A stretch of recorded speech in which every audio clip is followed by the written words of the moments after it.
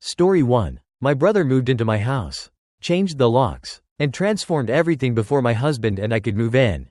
My name is Juliet, 31, female, and the story involves my brother, Liam, 34, male, my husband, Noah, 32, male, and my mother, Claire, 62, female. All my life, I have been very close to my family, especially my brother. That is why what he did devastated me. Since I married Noah 2 years ago, we have been looking to buy a house in our city near Boston. We both have good jobs, but the prices here are crazy, so we were saving for a long time. After months of searching, we found our dream home, a cute 3-bedroom house in the suburbs with a backyard perfect for future projects. And who knows, maybe for kids someday. It was the perfect place to start our life together. Everything seemed to be going well. After a lot of paperwork, we finally closed the deal in March. We were beyond thrilled, but since Noah and I work full-time and did not want to rush, we planned to move in a couple of weeks after the closing. During that time, we started to bring some things little by little. We even painted the walls of the master bedroom and started cleaning the kitchen. It was during that period that my brother Liam called me. Liam has always been a little, well, chaotic, but I love him. He is my only brother. And although he has a history of bad decisions, including a bankruptcy and 2 divorces, I always try to help him. That day, he sounded more desperate than usual. He told me that he had had a horrible fight with his girlfriend and that he needed a place to stay for a few days.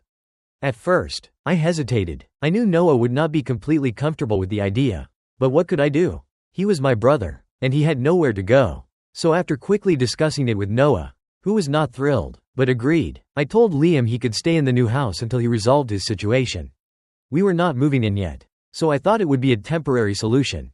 The first week was quiet. Liam thanked me constantly, and although we did not spend much time in the house, when we went to drop things off, everything seemed to be in order. But the second week, things started to change. One day we arrived to drop off some small pieces of furniture, and I noticed that Liam had moved our boxes to the garage. When I asked him why he had done it, he casually replied, "Oh, I needed more space for my things. I did not think it would bother you."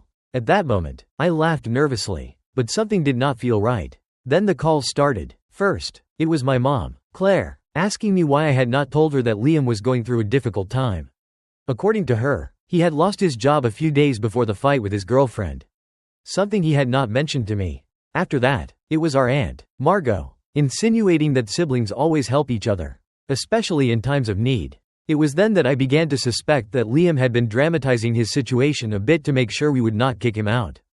2 days later, things exploded. We arrived at the house with a moving truck to bring our bigger things, the sofa, the bed, and the dining room set. But when we parked in the driveway, we noticed something strange. There was a car we did not recognize in the driveway.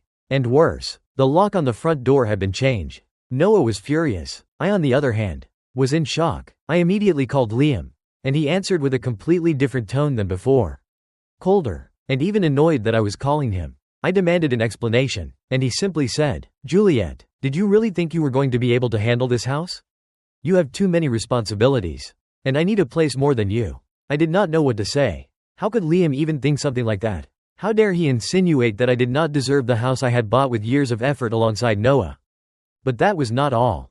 After hanging up, my mother called again, this time to defend him. According to her, Liam has always had bad luck, and you, being the younger sister, should understand him. She told me that I was being selfish for not wanting to share. At this point, Noah was on the verge of losing his patience. He insisted on calling the police, but I did not want to go that far. At least not yet. I thought that if I talked to Liam face to face, I could reason with him. So the next day, I went to the house alone. When I arrived, I saw something that left me speechless. Liam had brought his own furniture, decorated the living room, and hung pictures on the walls. It was as if he was acting like the rightful owner. At that moment, I realized that this was not going to be resolved with a simple conversation. That morning, as I stood in front of my house, yes, my house, watching how Liam had transformed our home into his own space, I felt like I could not breathe. He came out when he heard my car park, dressed in sweatpants and an old t-shirt, as if he were completely in his comfort zone. "Juliet," he said with a casual smile, "what are you doing here so early? You could have let me know." That phrase was enough to make my blood boil. Before I could stop myself, I exploded. "What the hell are you doing? Liam, why did you change the locks? Why are you acting like this house is yours?" His smile disappeared, but not in the way I expected. He did not seem guilty, he seemed irritated. Because I needed a place to live. Juliet, it is not like you were here using it. Besides, Mom and Margot agree that this makes sense. Look, it will only be temporary. I stared at him in disbelief. How could he justify something like that? Temporary? Liam, this is the house that Noah and I bought with our money. You cannot simply decide that it belongs to you just because. He sighed and crossed his arms. Juliet, be reasonable. You are my sister. Are we not supposed to help each other? Besides, you and Noah do not have children. This house is huge for the two of you. I need it more. I felt a knot in my stomach. At that moment, I realized that I was not dealing with a simple misunderstanding. Liam really believed he was entitled to my house. It did not matter that Noah and I had worked for years to save the money. It did not matter that this was our dream. All he saw was what he needed and what, according to him, we did not. Liam, listen carefully, I said, trying to stay calm. I am going to give you until the end of the week to leave. I want your things out by Monday. Or I will do what is necessary to get it back. Oh yeah? What are you going to do? Call the police on your own brother? He replied with a mocking smile. That would be great for the family. Right? Mom would be thrilled. The mention of Mom made me hesitate. I knew that if it came to that point, she would definitely take Liam's side. She always did. Since we were kids, my mother had been more indulgent with him. Every time he messed up, there was always some excuse. Liam is sensitive. Liam is going through a bad time. Liam did not have the same opportunities. I, on the other hand, was always required to be the responsible one, the one who solved the problems. But this time, I was not going to give in. If that is what it takes, I will do it, I replied firmly, although inside I was trembling. He did not answer. He simply turned his back and went back inside, closing the door in my face. I stood there at the entrance to my own house, feeling helpless. Finally, I went back to the car and called Noah to tell him what happened. His response was direct. There is nothing to discuss. Juliet, we are going to call the police. Despite his insistence, I still resisted. Something inside me was still hoping this could be resolved without resorting to extremes. That night, I tried to talk to my mother. It was worse than I expected. Mom, Liam changed the locks on my house. He is living there as if it were his. Do you really think that is okay? I asked, trying to stay calm. Juliet, do not exaggerate, she replied in a tired tone. Liam just needs time to recover. He has always had difficulties. And you have the resources to help him. I do not understand why you are making such a drama.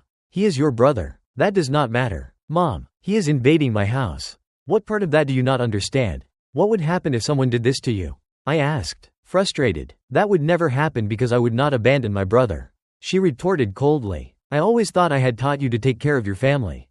That last phrase hit me like a brick. My mother was making it clear that no matter what Liam did, she would always be on his side. I felt a mixture of anger, sadness, and despair. Then you leave me no choice. Mom, if he does not leave the house, I am going to call the authorities. Juliet, if you do that, do not count on me, she said before hanging up. After that conversation, everything became more complicated. Liam started sending threatening text messages, telling me that he would ruin any attempt to move in if we called the police. My mother and Margot started calling me constantly, accusing me of being a traitor. Noah, for his part, was more determined than ever to act. If you do not do something soon, I will, he warned me. Noah was right. This could not go on. I called a lawyer to explain the situation. He confirmed that I could technically initiate a forced eviction, although it would take time. He also mentioned that changing the locks without my permission was illegal and that I could report it. With that information, I finally made up my mind. The next morning, I called the police to report what had happened. I was not sure what to expect, but I was no longer afraid. This was my house, and I was not going to allow my own brother to usurp it. When I finally called the police, it was like a huge weight had been lifted from my shoulders. It was not an easy decision to make. Despite everything Liam had done, he was still my brother, and a part of me felt like I was betraying the family. But another, stronger part knew that I had to set a limit. That house was our future, our effort, and I was not going to allow him to take it away from us. The police arrived an hour later, just as Noah was getting home from work. He had insisted on being present, probably because he knew I was on the verge of a nervous breakdown. When the officers knocked on the door of the house, Liam came out with his usual unconcerned attitude. What is going on here? He asked with a fake smile, as if he had no idea why they were there. One of the officers explained the situation, that I was the legal owner of the house, that I had reported that he was living there without my permission, and that, according to the law, he had to leave the property immediately. Liam's face changed in an instant. He went from arrogance to a mixture of surprise and indignation. You are kidding, Juliet. he said, looking directly at me. Are you really doing this to your own brother? Liam, you left me no other choice. I replied, trying to sound firmer than I felt. I gave you time to resolve this and leave peacefully. But you decided to ignore me. Peacefully? You are a hypocrite. This house is too big for you and Noah anyway. You are just doing this to humiliate me, he shouted, completely losing his composure. The officers intervened before I could respond. They explained that if he did not leave voluntarily, they could arrest him for trespassing. That seemed to calm him down a bit, although he continued to glare at me. Fine, I will leave, but this is not over. Juliet, you will regret this. After that, he went back inside the house to pack his things. It took him more than an hour, during which my mother and my Aunt Margot arrived, apparently called by Liam. It was total chaos. Both of them started yelling at me in front of the officers, accusing me of being a traitor, of abandoning my family. Margot even called me the black sheep for not fulfilling my family obligation. Noah could not contain himself any longer and responded, family obligation? What about the obligation to respect what is not yours? Juliet is not abandoning anyone. It is you who are betraying her. That only intensified things. Margot started yelling at Noah, and my mother, with tears in her eyes, told me that I was breaking the family. It was horrible. For years, I had done everything possible to be the daughter my parents wanted. But at that moment, I understood that no matter what I did, it would never be enough for them. Liam would always be the priority. Finally, Liam came out with a couple of suitcases and some small pieces of furniture that he had apparently brought with him. Before getting into my mother's car, he looked at me and said, "This is not over. You are a disgrace to the family." Then he left, leaving me with an emptiness in my chest. After that day, things did not immediately improve. Although we regained control of our house, I could not help but feel guilty. My mother stopped talking to me completely, and Margot blocked me on all social media. Liam, of course, did not take long to rant on Facebook, writing a long post about how I had kicked him out on the street and how money had changed me. Some family members even took his side, sending me nasty messages. But what hurt me the most was the silence of my mother. Claire and I had always been close, or so I thought. To think that she was so willing to sacrifice our relationship for Liam made me feel like I had never really mattered. Noah, on the other hand, was unconditionally supportive. He helped me focus on the positive. We could finally start building our life together in our house. We started unpacking, arranging the furniture, and decorating the place as we had imagined from the beginning. But despite his efforts, I could not get what happened out of my head. A few days later, I received an unexpected call. It was Liam. I hesitated before answering, but something told me that I had to hear what he wanted to say. Juliet, he began in a surprisingly calm tone. I know things got out of control. I just want to talk. My first instinct was to hang up. After all, what could he say that would not be another manipulation? But I decided to give him one last chance. Okay, Liam, let us talk, but I want you to be honest this time.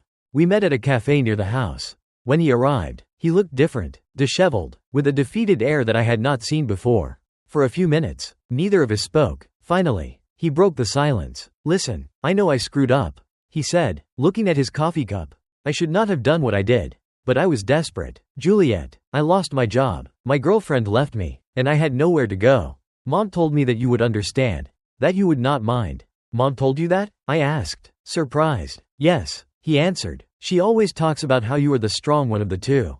I thought you could handle it, but I took it too far. Changing the locks was stupid. I know. His tone seemed sincere, but I could not help but feel that something was missing. Liam, why did not you tell me what was really going on from the beginning? I could have helped you. But instead, you decided to take advantage of me. He was silent, playing with the spoon in his coffee. Finally, he murmured, I did not want to seem weak. I have always felt like a burden to everyone. Especially to Mom. She always compares me to you. You know, she says that you are responsible, that you have your life under control. While well, you know how I am. That confession took me by surprise. For years, I had felt that my mother favored Liam, but apparently he perceived it differently. However, that did not justify what he had done. Liam, I understand that you feel that way, but that does not give you the right to take something that is not yours. We worked very hard for that house. You knew how much it meant to me and to Noah. I know, he replied, looking at me for the first time since we started the conversation. His eyes were full of regret but also a kind of deep sadness. That is why I am here. I want to apologize. Juliet, I do not expect you to believe me, but I am truly sorry. I stared at him, trying to process his words. A part of me wanted to accept his apology, hug him, and leave everything behind, but another part knew that I could not ignore what had happened. Liam, I appreciate you apologizing, but I need time. This is not fixed with words. What you did hurt me a lot, and I am not ready to forgive you yet. He nodded slowly, as if he expected that answer. I understand. I just wanted you to know that I am sorry. And if you need anything at all, I am here. We said goodbye after that, but I did not feel any relief. While his apologies seemed genuine, the damage was already done. My relationship with him and with much of my family had changed forever. In the following weeks, I tried to focus on my life with Noah. Little by little, we began to feel more comfortable in our house. We invited some friends over for dinner, planted flowers in the garden, and spent the weekends exploring the neighborhood. It was a time of healing, but it was not without its challenges.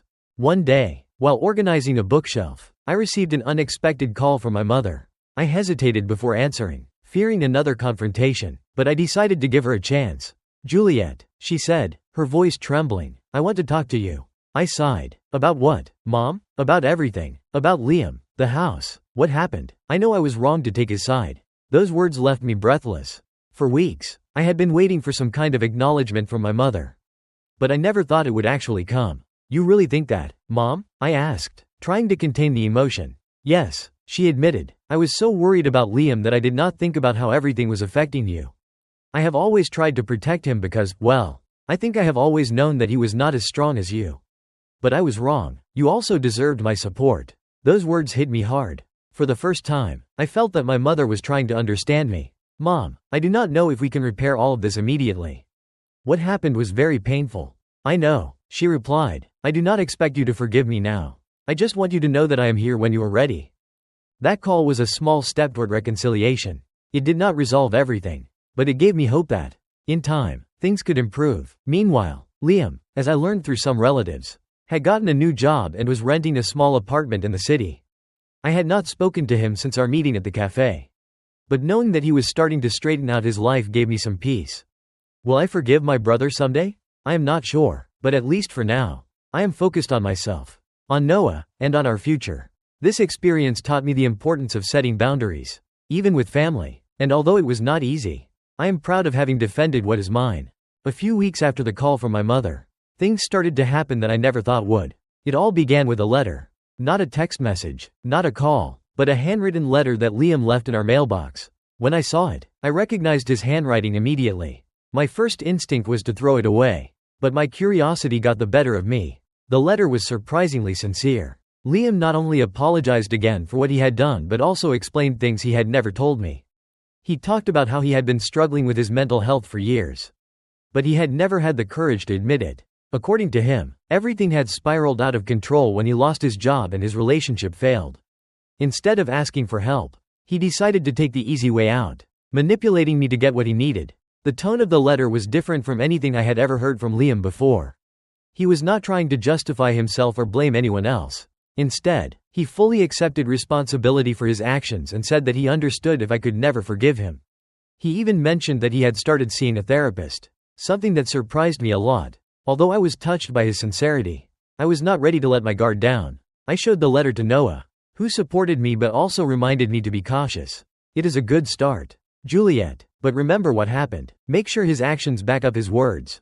A couple of days later, my mother called me again. This time, she sounded calmer, as if she was really trying to repair our relationship. She invited me to dinner at her house, something that had not happened in months. I hesitated to accept, but finally decided to go. Noah accompanied me, although we were both prepared for the worst. When we arrived, everything seemed different. My mother greeted us with a warmth she had not shown in a long time. And the house was spotless. On the table, she had prepared my favorite meal, something she had not done since I was a teenager. At first, I thought it was some kind of strategy to soften me up.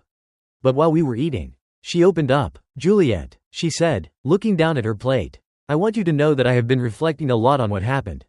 I always tried to protect Liam, but I realized that by doing so, I hurt you, and that is something I never wanted." Her words took me by surprise. My mother rarely admitted being wrong, much less showed vulnerability. "Mom, it was not just what happened with Liam. It was everything. How you took his side. How you accused me of betraying the family. It was as if everything I have ever done for you meant nothing." She nodded slowly, with tears in her eyes. "You are right, and I have no excuses. I just hope you can forgive me someday." The dinner was a step toward reconciliation, but it was not perfect. There were still open wounds.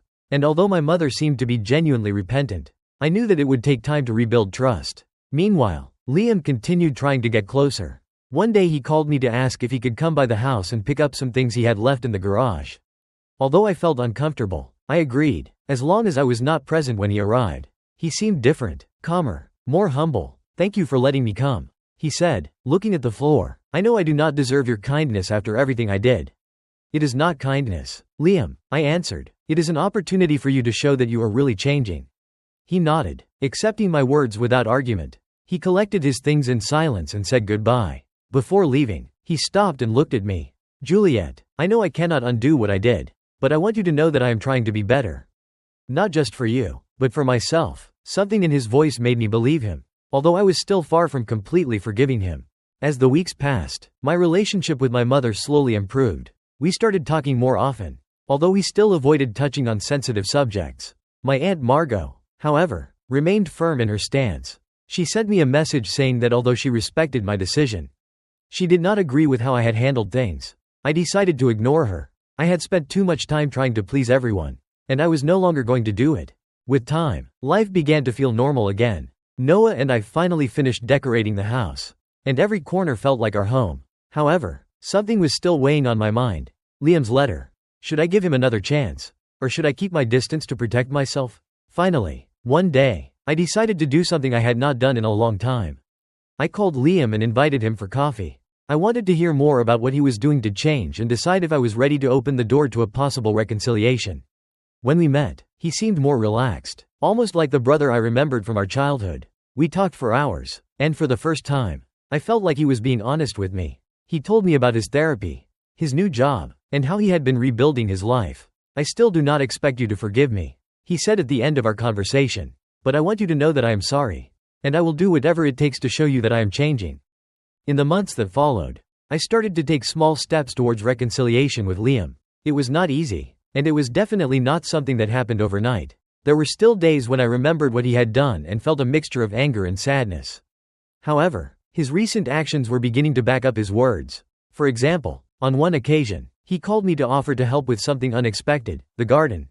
Since we moved in, Noah and I had been struggling to maintain it. Between work and life, we simply did not have the time. Liam, who used to work in landscaping before changing course, offered to dedicate his weekend to fixing it up. At first, I hesitated, but Noah convinced me to let him try. He arrived early Saturday morning, tools in hand, and spent the whole day working. By late afternoon, the garden looked unrecognizable. He had planted flowers, mowed the lawn, and fixed a small path that we did not even know existed. "It is the least I can do," he said before leaving a trail of sweat and dirt on his t-shirt. That was a significant moment for me. Not because the garden was perfect, but because I finally felt that he was trying to give something back. However small, after all the damage he had caused. With my mother, things were also progressing slowly. After our dinner, she began to call me regularly. At first, our conversations were tense and superficial, but over time, they began to feel more natural. One afternoon, while we were having tea at her house, she surprised me with something unexpected. "I want to tell you something, Juliet," she said, fiddling with the rim of her cup. "I have been going to therapy." I did not know what to say. My mother had always been the type to avoid any kind of introspection. "Really? Why?" "For me, for Liam, for everything that happened," she replied. "I always thought I was doing the right thing by protecting him. But now I realize that it blinded me. I did not give you the support you needed. And that is something I want to change." Those words touched something deep within me. I had always felt that my mother saw Liam as her priority. But hearing her admit her mistakes was a huge step. One day, while cleaning the house, I came across something that took me back to the root of my relationship with Liam. It was a box of old photos that I had stored in the garage. Inside, I found a picture of the two of us when we were kids. We were sitting on the porch of our childhood home, smiling as if nothing in the world could separate us. That image reminded me of something important. Before all the drama, before the mistakes and the pain, we were simply siblings. I had shared so much with Liam that, although what he had done still hurt me, I could not help but feel that there was hope for us. Finally, the time came to face one of the most difficult chapters, my Aunt Margot. Despite her continued disdain for me, she had been organizing a family reunion at my mother's house, and Noah insisted that we should attend. "It is time to show that you are at peace with yourself. Not with her," he said, ever the pragmatist. When we arrived, the atmosphere was tense. Some family members greeted us warmly, while others barely spoke to us. Margot, in particular, seemed irritated by our presence. However, to my surprise, it was Liam who intervened. Margot, enough, he said with a firmness I had never seen in him before. Juliet does not have to apologize for anything. She did what she had to do. And I was the one who made the mistakes. That moment left me speechless. I never expected Liam to defend me, especially in front of someone like Margot. For the first time in a long time, I felt that maybe he had really changed. Today, months after everything that happened, I can say that things are better. Liam and I are not the best friends we were as children. But we are building a more honest relationship. My mother is still working on herself. And although our relationship will never be perfect, it is in a healthier place. Even Margot has begun to soften her stance, although that will probably take more time. As for Noah and me, we are finally enjoying the house as we always dreamed. We have started planning projects for the future. From renovating the kitchen to maybe having children someday. The experience made us stronger as a couple. And although it was a painful chapter, I am grateful to have overcome it. Sometimes I think about that photo of Liam and me on the porch. I cannot change what happened, but I can work to recover some of that connection we had. Story 2. My parents canceled my graduation party to satisfy my golden brother's ego. So I cut ties and taught them a lesson they won't forget. My life at home has never been easy. I am the youngest of 2 siblings. And as many can imagine, my older brother has always been the center of the family's attention. He is 21 years old, but my parents treat him like a king, while I am more like a functional piece of furniture. Do not misunderstand me. I do not expect to be worshipped or anything like that. But it would have been nice, at least once, to feel that I also mattered. A few weeks ago, I finished high school, a moment that should have been special. I was excited because, despite everything, my parents had promised to organize a small party for me. I did not want anything extravagant, just something simple, a gathering with my closest friends and family to celebrate the end of an important stage in my life. My mom even asked me what colors I wanted for the decorations. It was the first time she showed a minimum of interest in something related to me. And that filled me with hope. But of course, in this house, anything that has to do with me lasts very little. A few days before my graduation, my brother arrived home from college. Everything was calm until, as always, he brought the drama with him. It turns out that he had failed one of his most important subjects, which meant that he would not be able to graduate on time. As soon as he walked through the door, he started yelling and complaining, blaming the teachers, the educational system, and even the weather for his failure. What surprised me was that instead of confronting him like adults, my parents did what they always do. They ran to comfort him. That night, while I was trying to do something as simple as finish reading a book in my room, I heard my parents arguing in the living room. They had gone from comforting my brother to trying to find a magical solution to his problem. They decided that they would pay for private tutoring for him, even though it meant making some adjustments to our budget. I did not give it much importance at the time, but in retrospect, that was the beginning of the disaster. The next day, when I woke up, I expected to find a lively atmosphere at home. Decorations, food in the kitchen, some sign that my party was being organized. Instead, I went downstairs to a silent house. My mom was sitting in the dining room with a list of expenses in her hand. And my dad was on the phone, apparently trying to arrange my brother's tutoring classes. I stood there, hoping that they would at least notice that I was present. But after an uncomfortable silence, it was I who had to remind them. Today is my graduation, remember? My mom looked up for barely a second and muttered, "Oh, right, congratulations, dear." Then she went back to looking at the list as if I did not exist. I did not say anything because, to be honest, this was no longer a surprise to me. I went to my room to get ready for the ceremony, trying to maintain a positive attitude. I thought that maybe they were distracted, but that after the event, they would change their attitude, and everything would be fine. When it was time to leave, we got in the car in complete silence. My dad was driving, my mom was checking something on her cell phone, and my brother was in the backseat complaining about everything. At least that part felt normal. The ceremony itself was nice. But when we left, instead of hearing something like, "We are proud of you," or, "You did a great job," the only thing they said was, "We are done." I had to go home and make some calls. That was it. Not a photo, not a gesture of affection. Just a, "We are done." That night, while I was in my room, I received messages from some friends asking me what time the party was. I got excited because I thought that despite everything, we would still have a celebration. I went downstairs to ask, but what I saw left me in shock. My mom was in the living room arguing with my dad about how to cancel the party without seeming rude. We can say she got sick. Or something, suggested my mom, while my dad nodded. Hearing that, I felt as if I had been slapped. I approached them and asked directly, "What is going on?" My mom tried to justify it by saying, "Honey, we can't spend money on a party right now. Your brother needs those classes so he doesn't fall behind in college. I hope you understand. I hope you understand." Those words made something inside me break. How was it possible that it was always about him? Were my achievements worth nothing? That night, my parents sent messages to all the guests saying that the party was cancelled. But they did not tell the truth. Instead, they said that I had suddenly become ill and could not receive visitors. They did not even consult me before making up that lie. That's when I decided that I was not going to put up with it anymore. After hearing my parents cancel my party with the excuse that I was sick, I locked myself in my room. But not to cry, but to think. My whole life had been the same. Always sacrificing myself in the shadows.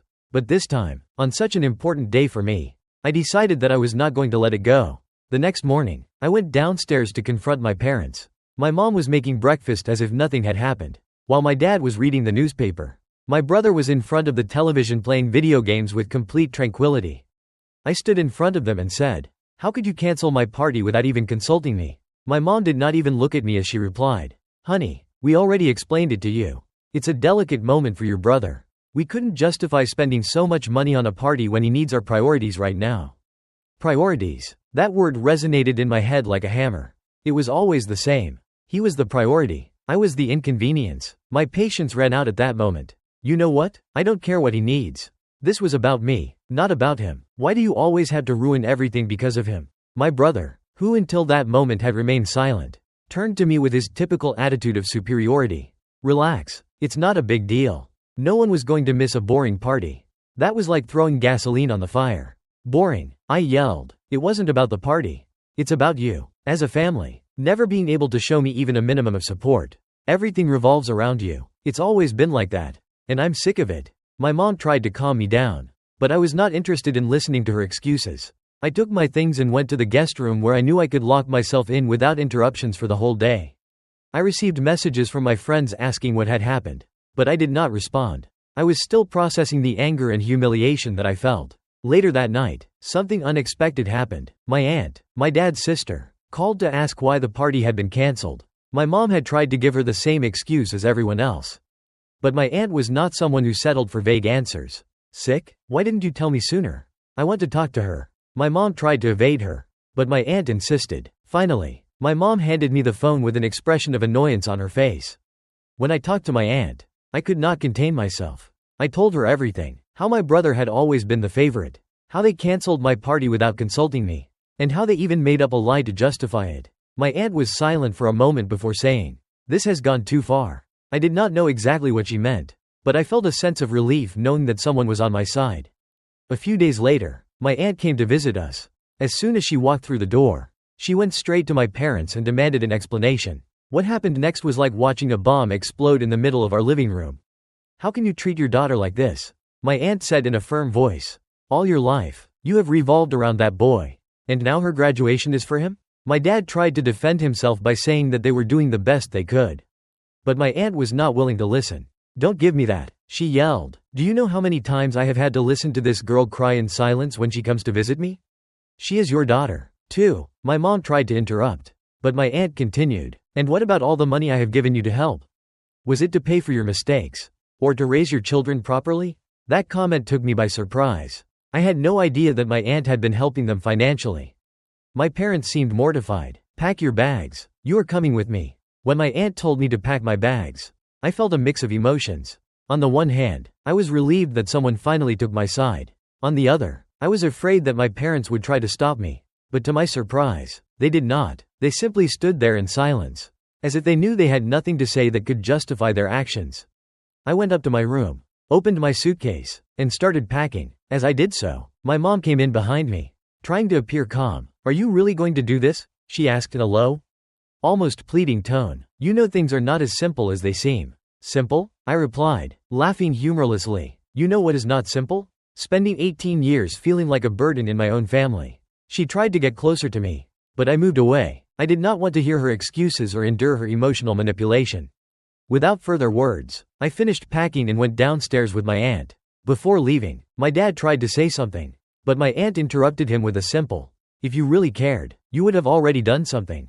And with that, we left. Living with my aunt was like entering a completely different world. For the first time, I felt valued. My aunt not only offered me a safe place but also started talking to me about things I never imagined I would know. Your parents have always been irresponsible with money, she confessed one night while we were having dinner. Much of what they have has been financed by me. Not because I had it to spare, but because I thought it would be best for you. But now I see that they simply do not know how to appreciate anything. That conversation was a turning point. I realized that my parents had not only treated me badly emotionally but had also abused my aunt's generosity. I decided it was time to take control of my life and make sure they could never use or ignore me again. With my aunt's help, I started looking for legal options to disassociate myself from them. We discovered that due to their history of financial irresponsibility, there were ways to limit their access to certain benefits that still depended on me. Like some funds that had been received in my name. My aunt explained that although this could be complicated, it was necessary to protect myself. But what really surprised me was what happened next. My aunt, without telling me anything, organized a family meeting at her house. She invited several close relatives and told them the whole truth. How my parents had favored my brother for years. How they had canceled my party without even consulting me. And how they had used my aunt's money to maintain their lifestyle. The reaction was immediate. Many of my uncles and cousins, who until then had assumed that my parents were perfect, took my side. It was as if a light had been turned on in the family.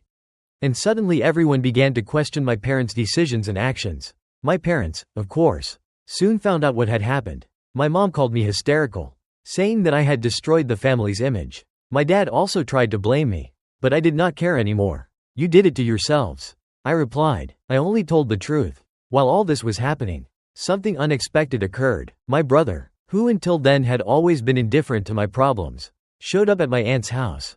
At first, I thought he was coming to defend my parents. But what he said stunned me. I did not know things were so bad for you, he said with a tone of regret that I had never heard before. I know I have been an idiot. Although I was surprised by his change of attitude, I was not ready to forgive him. That doesn't change anything, I said firmly. Maybe now you understand what your privileges have cost others. My brother remained silent, and although he seemed genuinely remorseful, I knew that this was not something that could be fixed with words. The tension in the family reached its peak after my aunt revealed everything. My parents were completely isolated, at least from the paternal side of the family. No one wanted to have anything to do with them. However, this was not enough to stop their attitude. My mom started sending me messages accusing me of ruining the family and being ungrateful after everything they had done for me. According to her, raising and supporting me was a monumental sacrifice, something I should be eternally grateful for. Her approach was not new. But this time, I was not going to fall for her manipulation. Meanwhile, my aunt and I continued to investigate more about how to protect myself legally. It turns out that part of the funds my parents managed, specifically those they had received in my name, were intended for my education. It was money that they were supposed to save until I was of legal age. But according to what we discovered, they had been using it to cover my brother's whims and maintain their lifestyle. My aunt, being an intelligent woman with experience in finance, helped me contact a lawyer. We filed a formal request for my parents to account for the use of those funds. When they received the notification, the reaction was immediate. My dad called me furious, yelling that I had no right to accuse them and that I was being manipulated by my aunt. Manipulated? I replied with a calmness that silenced him for a few seconds. You know what manipulation really is? Spending my whole life making me feel invisible and less important than your favorite son. That is manipulation. After that call, I decided to block their numbers. I had nothing more to say to them. What followed was a kind of family trial. During the following weeks, my aunt and I gathered evidence of how they had squandered the money intended for me. For their part, my parents tried to justify their actions by saying that they had done it for the good of the family and that my brother needed it more. But the lawyer my aunt hired was relentless. What struck me most during this process was the number of secrets that came to light. It turns out that my parents had been in financial trouble long before I was born. My aunt had been helping them financially for years, but they had never bothered to be responsible with the money. They had even mortgaged our house without telling anyone. When all of this came to light, I felt a mix of fury and sadness. They had not only neglected my needs but also lied and manipulated everyone around them. One of the most painful parts of the process was confronting my brother. Although he had tried to apologize before, he was now forced to face the consequences of what his favoritism had cost. During a meeting with the lawyer, it was revealed that my parents had spent thousands of dollars on his studies, trips, and whims, while they had barely saved enough to cover my basic university tuition. My brother tried to justify himself. I did not know they were using your money. But that was not an excuse for me. It doesn't matter if you knew or not. I replied, what matters is that all your life, you have accepted privileges without questioning where they came from. And now we are all paying the price. His expression of regret was evident. But I could not let that soften my stance. I needed to stand firm to make sure they never got away with it again. With my aunt's support, we managed to obtain an order for my parents to return part of the money they had squandered. It was not a huge sum, but it was enough to show that their actions had consequences. More importantly, the order prohibited them from managing any funds related to me in the future. My aunt became my financial guardian until I turned 21, which meant that my parents no longer had any control over me or my future.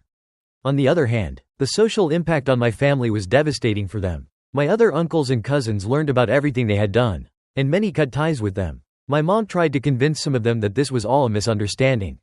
But no one believed her. My dad, on the other hand, simply sank into silence, unable to face reality. My brother also suffered the consequences, although to a lesser extent, although he had begun to change his attitude and take on more responsibilities.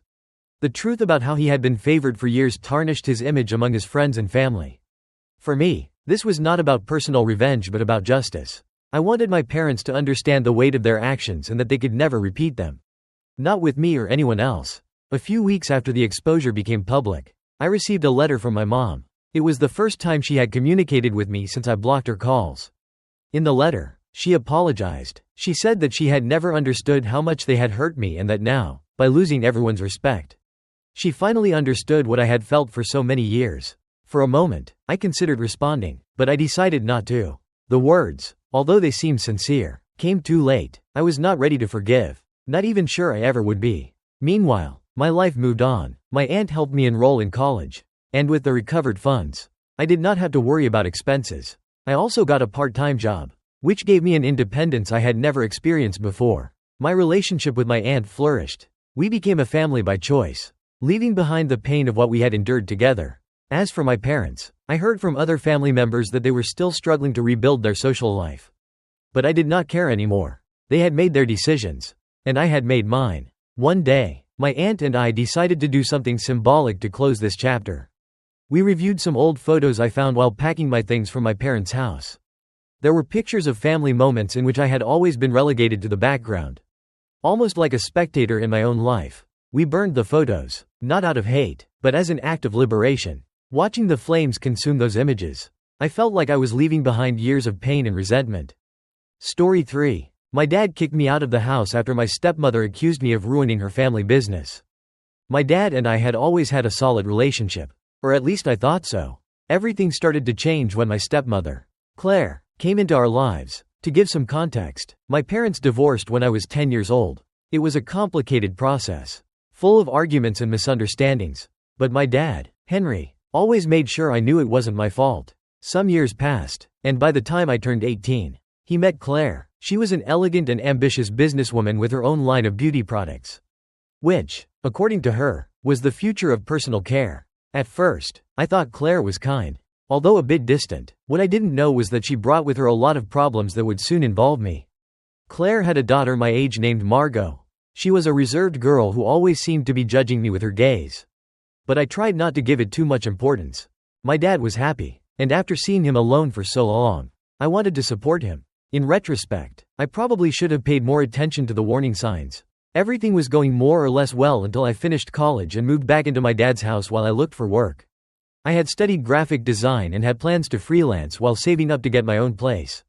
However, living with Claire and Margot quickly became unsustainable. Claire seemed to have problems with me from day one. She was always looking for ways to point out my mistakes, from how I washed the dishes to how I parked my car.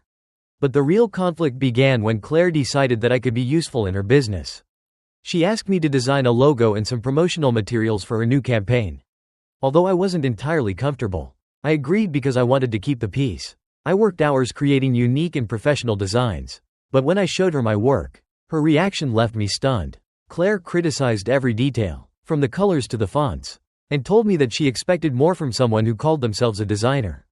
The worst part was that a few days later, I saw my exact designs being used on her website, but without giving me any credit. She didn't even pay me. When I tried to talk to my dad about this, he tried to calm me down. saying that it was probably a misunderstanding and that Claire really appreciated my help. But it didn't feel like a misunderstanding when Margot started telling everyone that I was a freeloader who was just living at home for free while trying to ride on her mother's success. Things came to a head a few weeks later when one of Claire's important clients canceled a contract due to a mistake in the advertising campaign. Of course, guess who was blamed? Me. Claire claimed that the problem was caused by a wrongly sent file. Something that never happened because I didn't have access to her emails nor did I handle the relationship with clients. But Claire didn't stop there. She said that since I arrived, her business had been in constant decline because I brought bad energy. As if I had any control over that. That was the first time my dad and I had a real fight.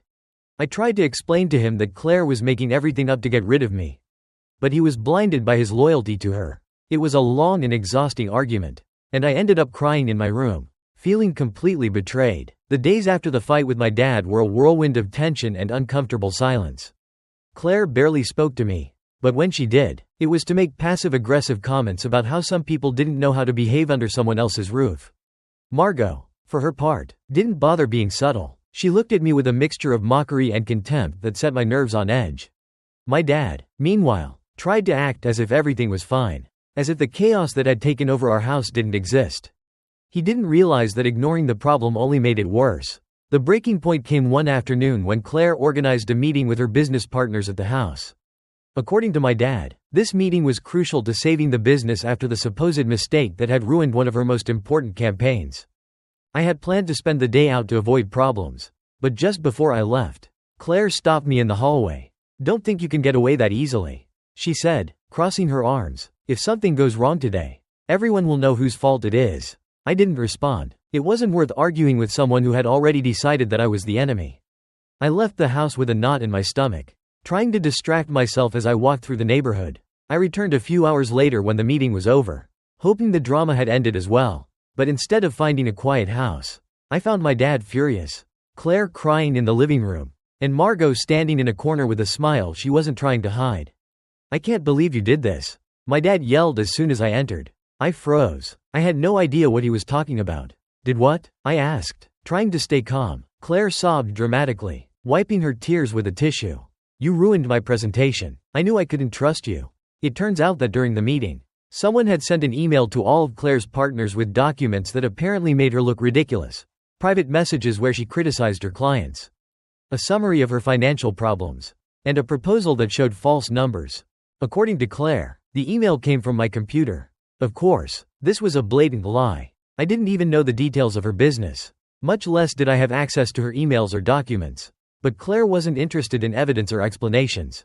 I checked it myself. "Henry," Claire insisted, looking at my dad with eyes full of fake tears. "The email came from his account. What more proof do you need?" I tried to explain myself. But my dad wouldn't listen to me. He was too busy yelling about how I had betrayed his trust.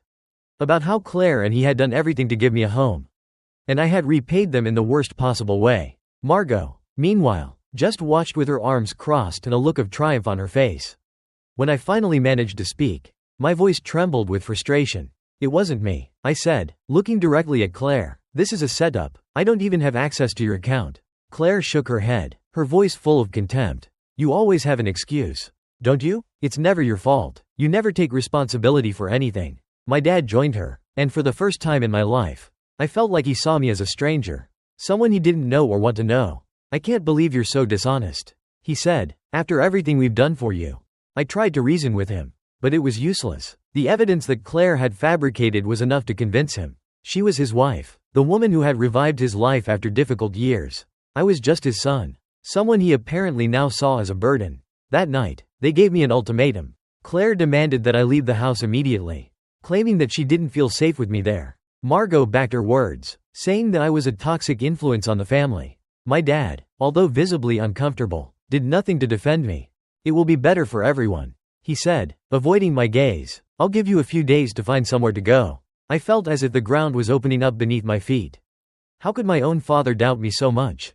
How could he choose a woman he barely knew over me? His son? That night, I didn't sleep. I stayed in my room, staring at the ceiling and wondering how I had gotten to this point.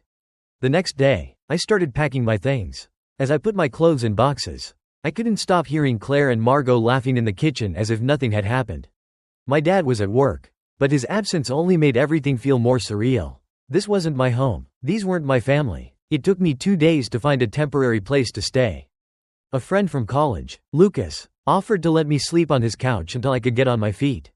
When it was time to leave, my dad wasn't even home. Claire and Margot watched me from the window as I loaded my boxes into the car.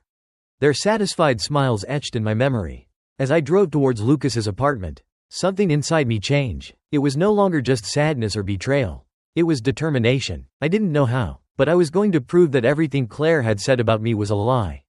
And when I did, there would be no way my dad could ignore it.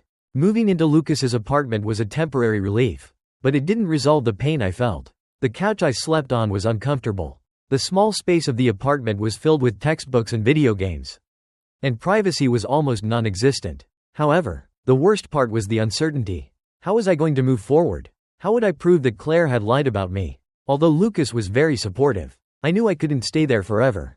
During the first few days, I dedicated myself to sending resumes and frantically looking for work. Fortunately, after a week of calls and interviews, I got a job as a graphic design assistant at a small local agency.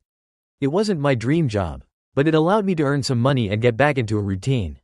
Having something to do every day was essential to keep my mind occupied. But when night came, the doubts and sadness returned. Meanwhile, I tried to maintain contact with my dad. Although our conversations were tense and brief, I sent him messages explaining again that I had nothing to do with the emails that Claire had mentioned.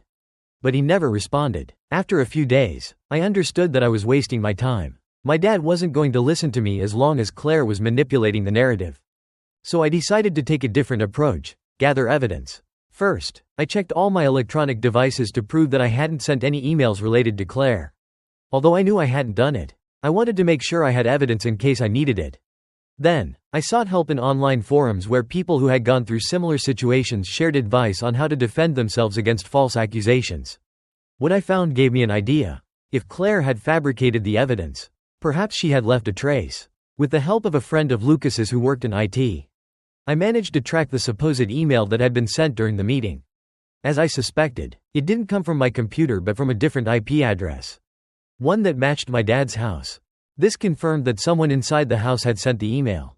And since I had been out all day, it couldn't have been me. Although this didn't solve everything, it was an important step in clearing my name. Just when I was starting to feel like things could get better, something unexpected happened. One afternoon, while I was returning from work, I received a message from Margot. At first, I thought about ignoring it, but curiosity got the better of me. Her message was short and cryptic. I need to talk to you. It's important. Although my instinct told me not to trust her, I agreed to meet at a coffee shop near my work. When I arrived, Margot was already there, nervously playing with her coffee cup. She didn't look like the same arrogant and mocking person I had known at home. She was pale and avoided my gaze. "Thank you for coming," she said quietly, without the condescending attitude that always characterized her. I crossed my arms, maintaining emotional distance. "What do you want, Margot?" I asked directly. She took a deep breath and then dropped a bomb. "I know it wasn't you who sent that email. It was my mom." My heart stopped for a second. Although I always knew Claire was behind it all, hearing Margot admit it was different. I tried to stay calm while she continued. "My mom has always been complicated. When things started going wrong with her business, she panicked. She said she needed to find someone to blame so that her partners wouldn't think she was incompetent. And you? Well, you were the easiest option." Although her words confirmed what I already knew, her tone suggested there was something more. "And why are you telling me this now?" I asked, trying not to show my anger. Margot lowered her gaze. "Because my mom is planning something worse. I don't know the details, but I heard she's looking for a way to convince my dad to cut you off completely. She wants to make sure you have no way of getting close to him again." I felt as if I had been punched in the stomach. It wasn't enough that Claire had kicked me out of the house. Now she wanted to eliminate any possibility of reconciliation with my dad. However, what surprised me the most was that Margot was willing to betray her mother to tell me this. "Why are you telling me?" I asked, this time more softly. Margot shrugged, her voice full of guilt. "Because I'm tired of this. Of the lies, of the games. Don't get me wrong, we're not friends or anything. But this has gone too far." Although I didn't fully trust her, what she said made me realize something important. Claire wasn't going to stop. If I wanted to clear my name and get my relationship with my dad back, I had to act fast. With the information that Margot had given me, I decided that I could no longer wait for things to resolve themselves. I gathered all the evidence I had, the email tracking, screenshots of Claire's messages to her partners that Margot had provided me, and my own testimony. I knew it wouldn't be easy to convince my dad, but I had to try. That same night, I called my dad and asked to meet with him in person. At first, he was reluctant, but when I told him that I had evidence that would prove my innocence, he agreed to meet with me the next day. That call was brief, but it marked the beginning of what would be my most difficult confrontation yet. As I prepared for the meeting, I felt a mixture of nervousness and determination. Claire had played with my life and my relationship with my dad. But now I had the opportunity to expose the truth. I didn't know how my dad would react, but I was ready to face whatever came. The next morning, I woke up with my heart pounding. I had spent the night rehearsing what I was going to say to my dad, anticipating every possible reaction. Although I had evidence, I was still worried that his loyalty to Claire would blind him. I decided to meet with him at a neutral cafe, far from the house where Claire could interfere. I arrived early, with a folder full of documents in my backpack in the hope that I could finally make him understand the truth. My dad arrived on time, but something in his posture gave me a bad feeling. He looked tired, with slumped shoulders and a hard expression on his face. We sat in silence for a few minutes, and when he finally spoke, his tone was direct. I don't know what you intend with this, but if it's to tell me that Claire is lying again, I don't think I can listen to any more unfounded accusations. My stomach churned. From the beginning, he was already on the defensive. But this time, I wasn't going to let myself be intimidated. These aren't accusations, Dad, I said, taking out my folder and placing it on the table. This is evidence. If you take the time to review it, you'll see that Claire has been lying to me from the beginning. At first, he resisted. He tried to divert the conversation towards how I had destroyed his home by causing problems between Claire and Margot. But I insisted that he review the documents before drawing conclusions. After a few minutes of discussion, he finally agreed to look at what I had brought. The folder contained everything. The tracking of the IP address that proved the email had been sent from his house. The screenshots of Claire's compromising messages thanks to Margot, and my own email history. Clean of any evidence to support Claire's accusations. As he reviewed the documents, I saw his expression change from disbelief to something more difficult to decipher: confusion. Perhaps even regret. This doesn't prove anything definitively, he said at first, although his voice sounded less sure. I took advantage of that moment to add the final blow. A recorded message from Margot. Before our meeting at the cafe, I had asked her to record a testimony where she admitted that Claire had fabricated the accusations against me. Although Margot wasn't the type to expose herself publicly, she had agreed to help me in this small gesture, probably to ease her own guilt. I played the audio from my phone, and my dad listened in silence while Margot confessed everything. How Claire had planned to blame me to save her business. How she manipulated my dad into kicking me out, and how she herself had helped. When the message ended, my dad remained motionless, staring at the table. Why didn't you tell me this before? He asked softly, as if the weight of the truth was crushing him. I tried to tell you, but you wouldn't listen to me, I replied, without trying to soften my words. You preferred to believe Claire, even when everything pointed to her lying. There was a long silence. I saw my dad struggle internally, trying to process what he had just heard. Finally, he looked up, and for the first time in a long time, I saw some vulnerability in his eyes. I don't know what to say. I'm sorry, son. Although I had waited for those words for weeks, I didn't feel the satisfaction I imagined. Perhaps because I knew that this I'm sorry came too late. I had spent weeks away from home, fighting to prove my innocence while my dad turned his back on me. As much as I wanted to regain our relationship, I couldn't forget what had happened. It's not just me you owe an apology to, I said. You owe yourself an apology for letting Claire manipulate you. Do you really think someone who would do this can be trusted? My dad nodded slowly, as if he was finally seeing Claire in a new light. However, before he could respond, something I didn't expect happened. Claire appeared at the cafe. When Claire entered the place, her face was marked by a mixture of anger and surprise at seeing me sitting with my dad. I don't know how she knew where we were, but her arrival completely changed the atmosphere. She approached our table and, completely ignoring my presence, focused directly on my dad. Henry, what are you doing here? She asked in a voice that tried to sound calm, but couldn't hide her annoyance. Why are you talking to him? Before my dad could answer, I intervened. We're reviewing the evidence that proves you made everything up to ruin my life. Why don't you sit down and we discuss it? Claire glared at me, but I wasn't afraid anymore. I had everything I needed to expose her, and she knew it. My dad, however, remained silent, watching her as if he was seeing someone he didn't recognize. I have nothing to discuss with you, he finally said. Claire, looking at my dad, you're really going to believe him after everything I've done for this family? My dad picked up the folder containing the evidence and dropped it on the table. Explain this to me, Claire, he said, his tone firm but cold. And don't try to lie this time. For the first time since I met her, Claire seemed to lose her composure. Her face paled, and she began to stammer, searching for an excuse that didn't come. Finally, she lifted her chin and adopted a defiant posture. I did it for us. Henry, he was ruining our lives, interfering in everything. You had to choose, your family or him. Her words were the last piece of the puzzle. Claire didn't regret what she had done. She justified it as if it was the right thing to do. My dad seemed to realize this at the same time I did. Go home, Claire, he said, his voice tense. We'll talk later. She tried to insist, but he didn't move. Finally, with a huff of frustration, Claire turned around and left the cafe, leaving behind an uncomfortable silence. When Claire left, my dad stared at the table for a long time. He finally looked up at me. I don't know if I can fix what I did, he said, but I want to try. Would you give me that opportunity? Although his sincerity touched me, I knew that rebuilding our relationship wouldn't be easy.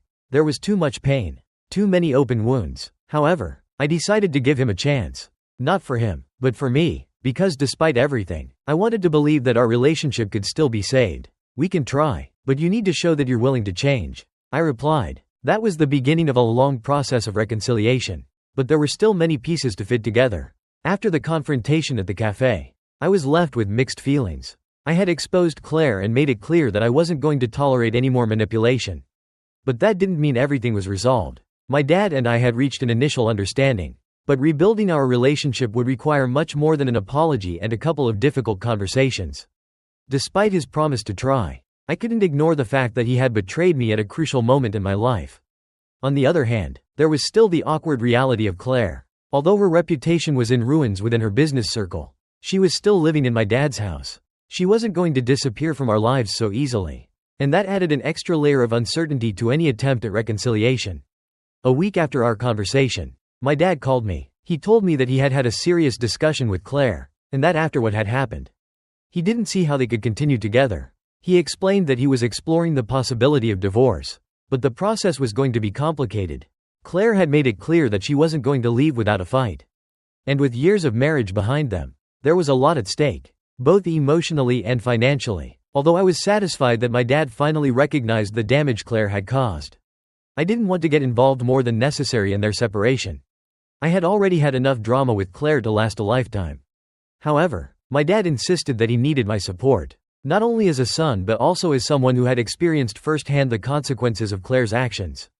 I decided to help him, but with conditions. My participation would be limited. I didn't want to be dragged again into a conflict that I hadn't started. I agreed to review some legal documents and advise him on how to handle the situation. But I made it clear that my priority was still my own stability. While my dad dealt with the first steps of his separation, my life began to improve in ways I didn't expect. My work at the graphic design agency was going well. After a couple of months, they offered me a full-time position with a salary increase. This meant that I could finally move to a better place. I found a small apartment in the city center, not far from work, and I was thrilled to finally have a space I could call my own. On the other hand, I also started investing time in myself. I enrolled in advanced design classes and started working on freelance projects on the weekends.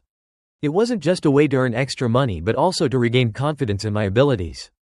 After everything Claire had done to undermine my self-esteem, I felt this was an important step for me. On a personal level, I was also making efforts to rebuild friendships that had taken a backseat during the chaos.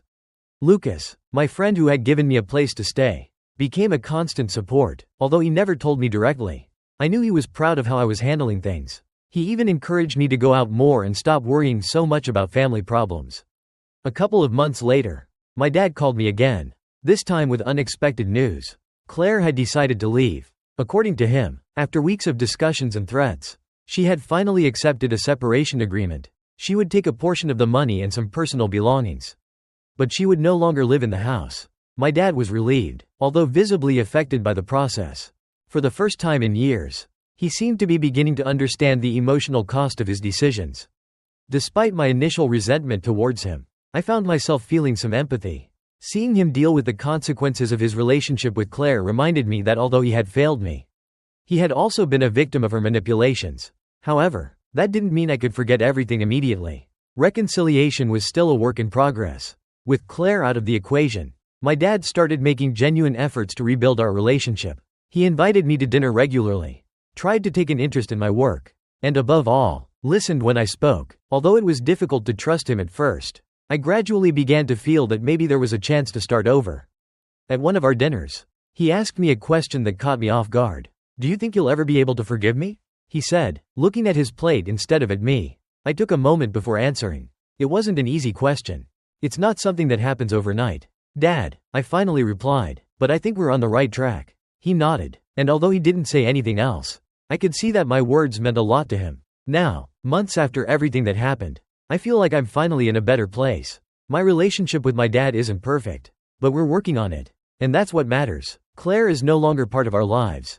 And Margot, surprisingly, has also distanced herself from her mother. Although we aren't, I have the impression that she too is trying to find her own path away from Claire's shadow.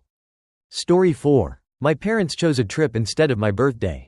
So I destroyed their reputation in front of all their friends. My 16th birthday was a few weeks ago.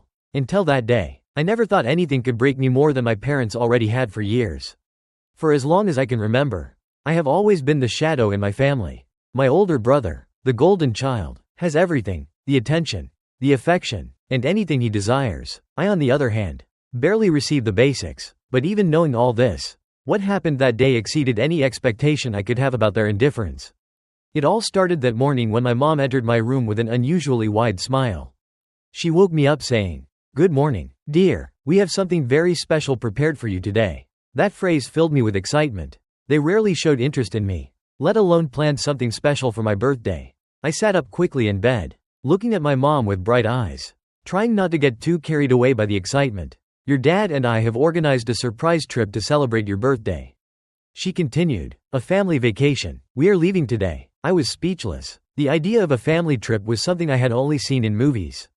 Whenever my parents traveled, it was for work or with my brother, never with me. That announcement made me feel, for a moment, that perhaps my luck was changing. Maybe this time, I was the important one. I ran to pack my suitcase, filling it with clothes and things I thought I would need for an unforgettable vacation.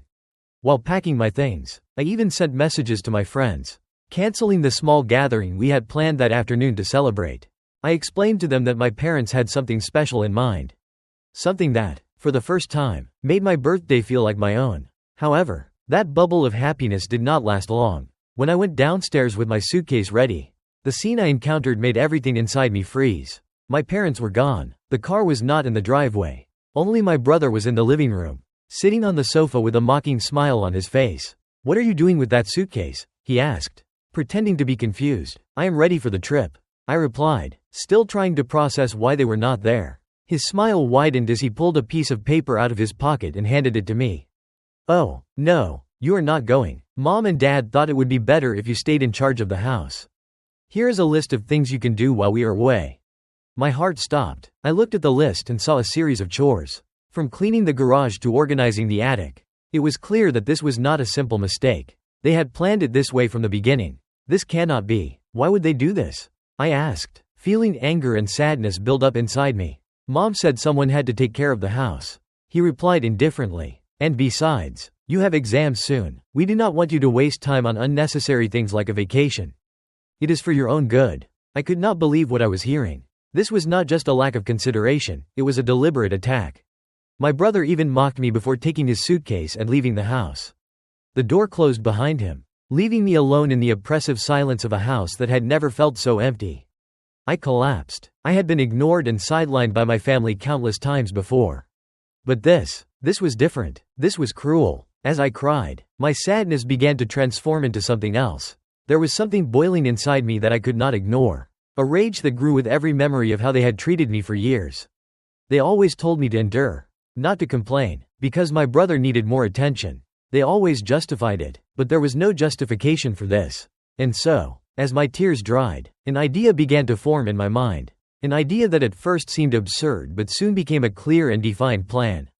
If they thought they could leave and leave me behind without consequences, they were very wrong. If they wanted to ignore me on my birthday, I would make sure that no one else could ignore them. That night, their house would not be the refuge of their perfect image. It would be the stage for the most public exposition of what they really were.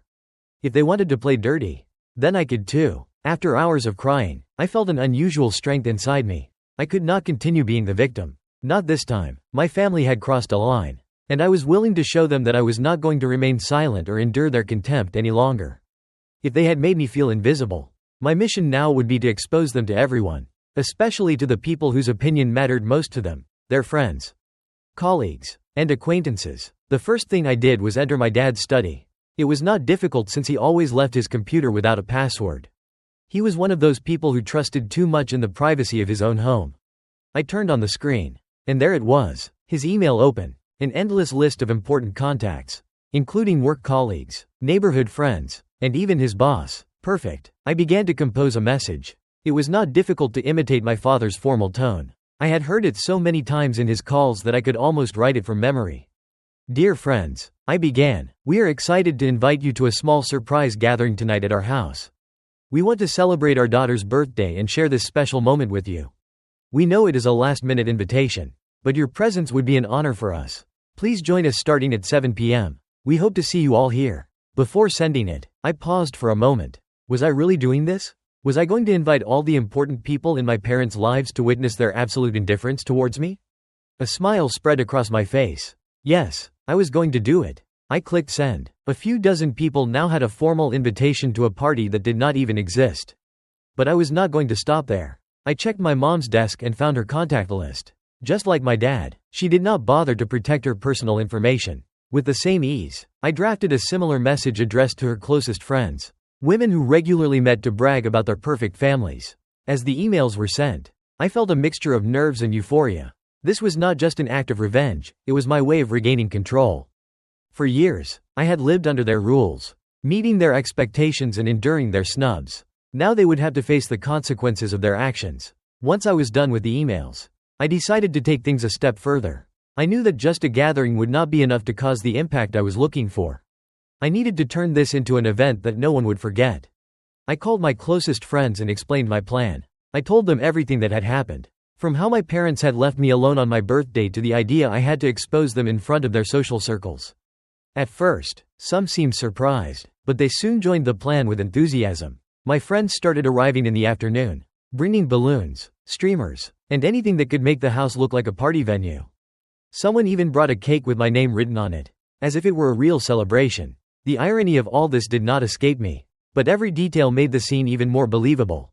To make sure everything was perfect, I prepared an improvised presentation on the living room television. I used recent photos of my parents at the airport, posted by my brother on his social media. I also found some old messages where my parents talked about how they could not handle two children at the same time and how it was easier to prioritize the older one. This evidence would be the stars of the evening. When the clock struck 6:30 p.m., the house was ready. Balloons floated in every corner. Music played softly in the background, and the table was decorated as if it were the perfect birthday. The irony brought a bitter smile to my face. The guests began to arrive promptly. First came my dad's colleagues, elegantly dressed, bringing bottles of wine and gifts wrapped with golden ribbons. Then came my mom's friends, wearing their best outfits and with curious looks at not seeing the hosts. My parents are on their way, I told them with a fake smile. This is a surprise for them too. As more and more people arrived, the house filled with murmurs and questions. I knew that everyone was beginning to notice the absence of the hosts. But that was exactly what I wanted. The discomfort grew with every minute that passed. Finally, when the clock struck 7:30 p.m. and most of the guests were already present, I decided it was time to act. I climbed onto a chair in the center of the room and clapped a couple of times to get their attention. Thank you all for coming tonight. I began with a firm but emotional voice. There is something important I want to share with you. This is not just a birthday party, it is a lesson. Looks of surprise took over all those present. I could feel the tension in the room grow. I took a deep breath and continued. My parents are not here because they decided that my birthday was not worth it. Instead of celebrating it with me, they went on a trip and left me alone with a list of chores as a gift. The commotion was evident on the guests' faces. The room fell absolutely silent. All conversation ceased, and all eyes were fixed on me. I could feel the tension in the air, but I would not stop now. I had been accumulating this frustration for years, and this was my opportunity to release everything. What I want you all to know, I continued with a firm voice, is that my parents are not the people they appear to be. For years, they have put on a facade of a perfect family, but the reality is very different.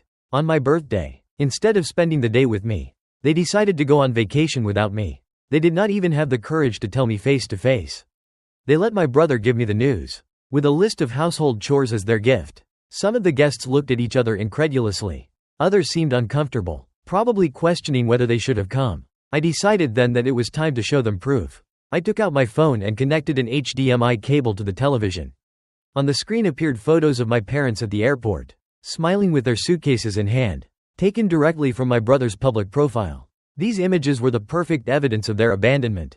"There they are," I said, pointing to the screen. "Instead of being here with me, celebrating my 16th birthday, they decided to take a family trip without me." Some people began to murmur in surprise, and perhaps even indignation. I knew that my dad's colleagues and my mom's friends probably had a very different image of them. One where they were dedicated and loving parents. But now they were seeing the reality. "And it is not just this birthday," I continued. "It is my whole life. I have always been the forgotten daughter. I have always had to watch everything revolve around my brother while I am relegated to last place. But this time it was too much. I could not remain silent." One of my mom's friends raised her hand as if she were in a conference. "Do they know you are doing this?" she asked with a mixture of curiosity and nervousness. I smiled, but it was a smile loaded with resentment. "They are too busy enjoying their trip to worry about me. But I am sure they will find out soon." To make things even more impactful, I projected an email I had found on my dad's computer onto the screen. It was a message to a colleague in which he referred to me as an unnecessary burden while discussing family priorities. "They see me like this," I said, pointing to the text on the screen. "I am a burden, not a daughter, and I think it is time the world knew." I could feel the weight of my words falling on the room. Some guests looked upset. Others were simply in shock. I knew this would have repercussions. Some of them would probably never see my parents the same way again. I decided to close my speech with one last blow. "I want you to know that I am not doing this because I want to ruin their lives. I am doing it because they have already ruined mine. And I think it is fair that they face the consequences of their actions." With that, I got off the chair and let the uncomfortable silence fill the space. The guests began to move, some whispering among themselves, others checking their phones as if they wanted to disappear. Then one of my dad's colleagues, an older man who seemed to respect him a lot, approached me. "Is all of this true?" he asked in a serious tone. "Everything I said is true," I replied, looking him directly in the eyes. "And there is more, but I think this is enough for now." Shortly after, the guests began to leave. Some patted me on the shoulder, others simply avoided me. But it did not matter. I knew that I had planted the seed of truth, and that it would grow quickly in their social and professional circles. When I was finally alone in the house, I sat on the sofa, exhausted but satisfied. I had done what I set out to do. And although I did not know how my parents would react when they found out, I was prepared for anything. It was around 10 p.m. when my phone started ringing. It was a text message from my dad. "What did you do?" it said in capital letters. I ignored it. Then came another message from my mom, this time full of threats about how I was going to pay for what I had done. I deleted it too. The next thing I did was pack a small bag and head to my best friend's house, who had offered to let me stay with her family if things got ugly. I knew this would not end here, but I also knew that I was no longer afraid. When I arrived at my best friend's house that night, she greeted me with a hug. Her family was already aware of everything that had happened, thanks to the voice messages and photos I had sent them during the preparation of my plan. "This is a disaster, but I am proud of you," she said as she led me to her room. I spent the night awake, checking my phone as notifications poured in. Some were messages from my mom and dad, full of threats and demands that I fix this mess immediately. Others were from friends of my parents, some scandalized, others curious, and a couple even showing their support. But the message that really made me stop came close to midnight.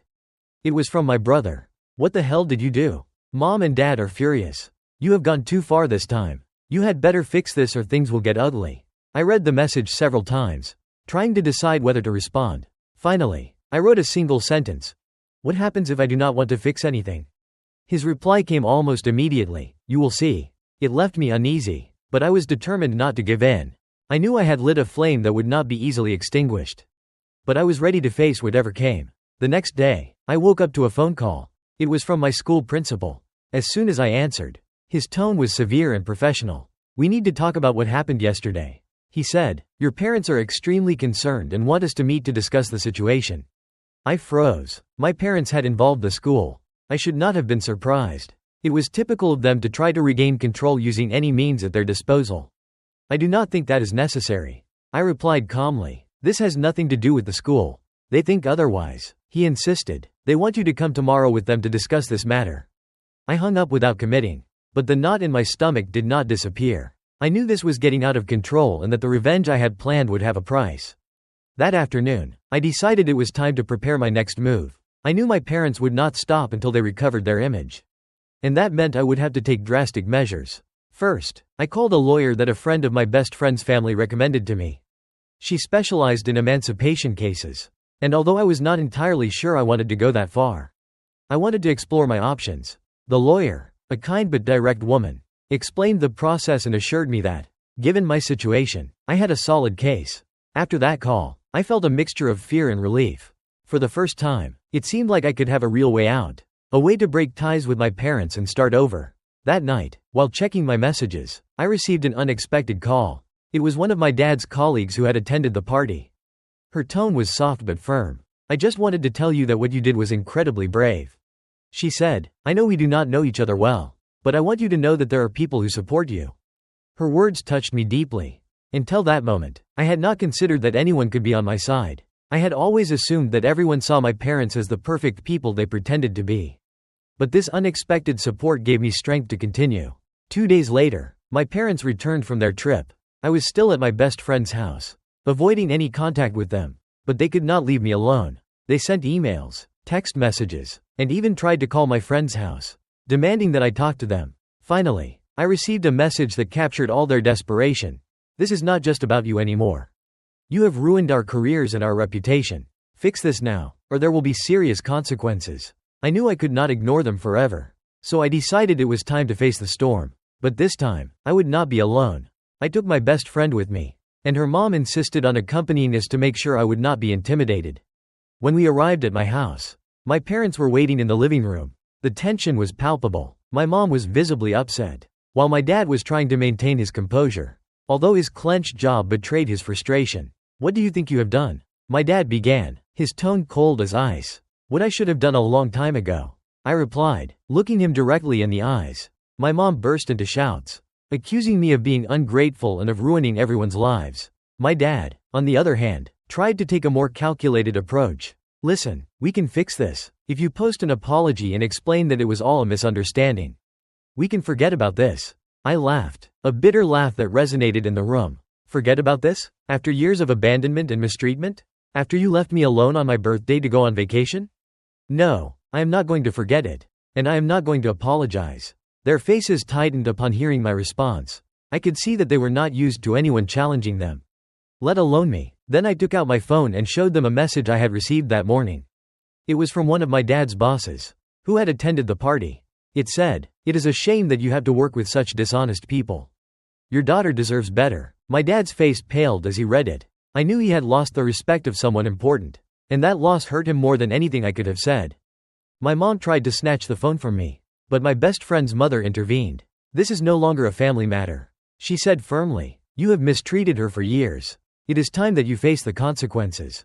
The discussion continued for hours, but in the end, I left with the satisfaction of knowing that I had won, not because I had hurt them, but because I had finally freed myself from their control.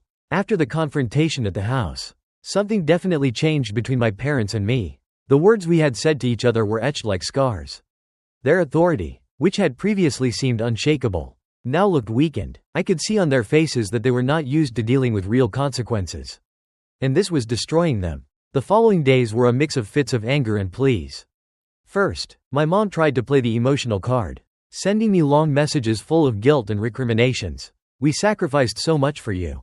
And this is how you repay us? Do not you see the damage you are doing to this family?"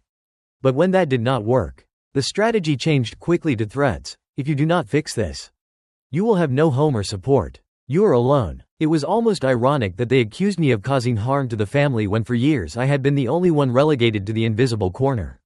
But this time, their words did not affect me like before. I no longer felt afraid. I knew their power over me was crumbling. A few days later came the breaking point. My best friend and her mom accompanied me to a meeting with the lawyer I had contacted earlier. During the consultation, I explained everything that had happened, the emotional abandonment, the lack of fairness, and how the episode of my birthday was just the culmination of years of neglect. The lawyer listened to me attentively and then said, "You have a solid case for emancipation, but it is a process that requires patience. Are you prepared to face your parents in a legal setting?" I nodded without hesitation. I knew it would not be easy, but I was willing to do it. That same day, We began the paperwork. In the meantime, I decided to stay permanently with my best friend and her family. They supported me unconditionally, and their home already felt more like a home than the place where I grew up. When my parents received the emancipation documents, their reaction was explosive. My dad called me immediately, demanding to know what I was thinking. His tone, always cold and calculating, was now tinged with desperation. "You have no idea the mistake you are making," he said. "This does not just affect you. You are making us look like the bad guys in front of everyone. What do you think you will gain from this?" "My freedom," I replied without hesitation. My mom took the phone afterward. She was crying, or at least pretending to cry. "Please, do not do this. We are your family. This does not have to end this way." But for me, it was already over. A few days later, while the emancipation process was progressing, the situation escalated further. My brother, who until then had been relatively quiet, showed up at my school with the intention of confronting me. He intercepted me in the parking lot at the end of the day. His face red with anger. "What the hell is wrong with you?" he yelled. "All of this is your fault. You ruined our lives." I tried to ignore him, but he followed me, blocking my path. "You think you can just leave and forget everything? You are not going to get rid of us that easily. Do you really think I want to continue being part of this family after everything they have done to me?" I replied, trying to remain calm. "You are a spoiled, selfish brat," he shouted, getting closer. But before he could do anything else, one of the teachers intervened and forced him to leave. That incident left me shaking, but it also reaffirmed that I was making the right decision. I could not continue in an environment where my own brother thought he had the right to intimidate and control me. Finally, the day of the hearing arrived. I was nervous, but my lawyer had prepared me well. We presented evidence of years of emotional abandonment and neglect, including the list of chores they had left me as a gift on my birthday. We also included the intimidating text messages they had sent me after the party. My parents tried to defend themselves, claiming that it was all a misunderstanding and that they only wanted the best for me. But the evidence was irrefutable, and the judge did not take long to make a decision. "I grant the emancipation," he said finally. "From now on, you are legally independent of your parents." I could not believe it. I had won. For the first time in my life, I felt that I had control of my destiny. In the weeks that followed, I officially moved in with my best friend's family. Although the transition was not easy, they made me feel welcome and supported me every step of the way. I even started seeing a therapist to work on the trauma I had accumulated over the years. As for my parents, I heard through acquaintances that the party scandal had had a devastating impact on their lives. My dad lost some important contracts due to the loss of trust from his partners. And my mom was practically excluded from her social circle. My brother, who had always been the favorite, also faced the consequences of the public exposure of our dysfunctional family. I felt no remorse. I had done nothing more than reveal the truth. Story 5. My parents forced me to give up my $8 inheritance to help their favorite son. But I planned a revenge that would change the family dynamic forever. I always knew my brother, Liam, was my parents' favorite. Ever since we were kids, he could get away with almost anything. If he broke something, I ended up being the one who had to apologize. If he got bad grades, my parents looked for excuses for him, while I was required to be perfect. But what happened last summer surpassed anything I could have imagined. My grandmother, Claire, who was the only person in my family who truly treated me like someone important, passed away a year ago. It was a hard blow, especially because she was my refuge. My grandmother always told me, "Olivia, when you feel like the world is against you, remember that you are stronger than them." That is why, when her lawyer called me to read the will, I was surprised to learn that she had left an inheritance exclusively for me. $8 and a gold bracelet with sapphires that had belonged to her mother. It was modest, but for me, it was a fortune. That money was my ticket to university, my way out of a house where I had always felt like I did not belong. I kept it in a bank account that I opened secretly. My plan was clear. I would use that money to cover the initial expenses of my first semester at university and make sure I would never have to depend on my parents for anything. Everything was going well until one day some men showed up at our door. I was in my room, but my father's shouts made me run downstairs. When I arrived in the hall, I saw two huge guys arguing with my parents. They were saying something about a debt and demanding that Liam pay what he owed. My mother, with tears in her eyes, was trying to calm the situation, while my father seemed about to explode. And then Liam appeared, with his typical expression of, "This is not a big deal." It turns out that my brother had been gambling online for months and had accumulated a debt of $12. The worst part was that he had used a credit card that was in my father's name. So now the family was involved. According to the guys, if at least part of it was not paid immediately, things would get ugly. My parents were cornered. After the men left, chaos erupted. My mother was crying. My father was yelling. And Liam shrugged as if it were a simple parking ticket. That night, my parents locked themselves in to discuss how to solve the problem. The next morning, my mother called me to the living room. All three of them were there: my father, my mother, and Liam. They asked me to sit down. I already imagined something bad, but I was not prepared for what came next. "Olivia," my mother began, in a tone I did not like at all. "We need to talk to you about something important. You know we are a family and that we always support each other.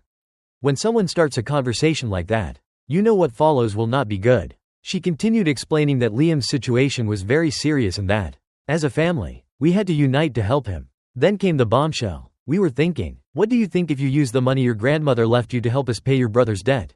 My mother said with a nervous smile, as if it were the most reasonable idea in the world. I felt like I had been punched in the stomach. What did she mean? I had to give up my money? I tried to explain to them that the money was for my education, that my grandmother had left it specifically to me, but they did not want to listen. My father was even more direct. If you do not help, do not count on us for anything. Not for university, not for food, not for anything. My brother, sitting calmly, did not even try to defend me. He just looked at the floor, pretending that all this was not his fault. I was furious. How was it possible that they were asking me for something like this? For days they tried to manipulate me emotionally. My mother said things like, "Liam is sorry," or, "This is what your grandmother would have wanted." They even made me feel like I was the selfish one for not wanting to help. Finally, after weeks of insistence, I gave in, not because I wanted to, but because I knew that if I did not, my parents would make my life even more miserable. I transferred the money and set one condition: my grandmother's bracelet would not be touched. It was the only thing I had left of her, and I was not going to give it up. Liam did not even thank me. He simply took the money as if it were natural. My parents, instead of thanking me, said something like, "You did the right thing. Now we can all be calm." But I was not calm inside. Something had changed. They had crossed a line, and I could not forget it. I knew I could not confront them directly, but an idea began to take shape in my mind: if they could steal what was mine, then I had the right to return the favor. After giving up my inheritance to save Liam, I thought things at home would calm down. I was wrong. Instead of appreciating the sacrifice I made, my family acted as if it were the most normal thing in the world. My parents continued to treat me with indifference, as if I had not just handed over $8 that could have changed my life. And Liam, instead of showing any kind of remorse, continued with his arrogant attitude. One day, while going down to the kitchen, I heard my parents talking in low voices in the living room. I stopped in the hallway, out of their sight, to listen. They were worried because the payment of Liam's debt had barely covered a part, and the interest continued to accumulate. My mother mentioned something that made my blood boil. Maybe we should have sold the bracelet too. Olivia would not have taken it so badly if we had explained it to her. The bracelet, my only physical connection to my grandmother, and they were already considering taking it from me too? I walked away before they saw me and went up to my room. I felt trapped in a house where no one valued or respected my decisions. A few weeks passed, and things only got worse. Liam started gambling again because, of course, he had not learned anything. I overheard a conversation between him and my father where he said he was sure that this time he would recover everything. My father, instead of scolding him, just sighed and said, "You had better. Liam, there is no more money we can use." That was the moment I decided I had had enough. If they were not going to change, then I would do something about it. I did not have a clear plan, but I knew I could not let them continue ruining my life. They had used my inheritance to rescue Liam, and now they wanted to continue supporting him as if I did not exist. The opportunity for retaliation came sooner than I expected. One night, while checking my mail, I found an envelope addressed to Liam. It was not unusual, as he was always receiving letters from banks or collection services. But this one had something different, a logo I recognized. It was from an online betting company. My curiosity got the better of my ethics, so I opened the envelope. Inside was a letter detailing his movements on the site. To my surprise, he was not only losing money, he had also been using false data to create additional accounts and obtain welcome bonuses. That was illegal. He could get into very serious trouble if anyone found out. I kept the letter in my desk, knowing it was my first piece of the puzzle. In parallel, I began to observe my parents more closely. My father had a habit of leaving his laptop open in the living room. One afternoon, when he was in the garden, I took the opportunity to take a look. I did not expect to find anything interesting, but what I saw left me perplexed. An email from one of Liam's creditors. It seemed that my father had used part of his savings to make another payment in secret. This gave me an idea. If I could prove that my parents were covering Liam's debts instead of helping me, I could use that information to my advantage. Perhaps not to convince them to change, but at least to plant the seed of discord in the family. If Liam knew that my parents were reaching their financial limit because of him, maybe he would start to feel the pressure. Meanwhile, I also began to research the betting site where Liam was involved. It was not difficult to find information on how to report fraudulent activity. There were entire forums dedicated to exposing people who cheated on those platforms. I spent hours reading about the site's policies until I finally found what I needed: a section where users suspected of fraud could be reported. With the information from the letter, I drafted an anonymous email to the site's security department, attaching screenshots and specific details of the fake accounts Liam had created. I did not expect an immediate response, but I knew this would eventually catch up to him. My next step was riskier. I wanted to expose Liam in front of my parents in a way they could not ignore. So, one day, while my mother was out and my father was working in his office, I took the letter I had kept and left it on the dining room table where I knew they would find it. I wrote a note in the margin that said, "This is what Liam does with his time. You might want to know." That night, when they came home, I locked myself in my room and waited. It was not even 10 minutes before I heard the shouting. My father was furious, and my mother was crying. I could imagine the scene.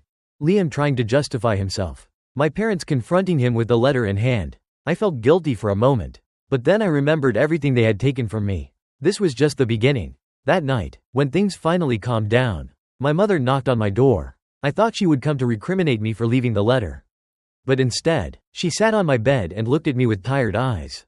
"I do not know what to do with your brother, Olivia," she said, her voice breaking. "Sometimes I feel like all of this is our fault." I wanted to feel compassion for her, but I could not. Not after everything they had done. "Maybe you should stop rescuing him," I replied coldly. My mother did not say anything else. She simply left my room and closed the door behind her. After the disaster at the launch event, everything at home was tense. My parents tried to maintain a positive attitude, saying things like, "This is just an initial stumble," or, "Liam will recover.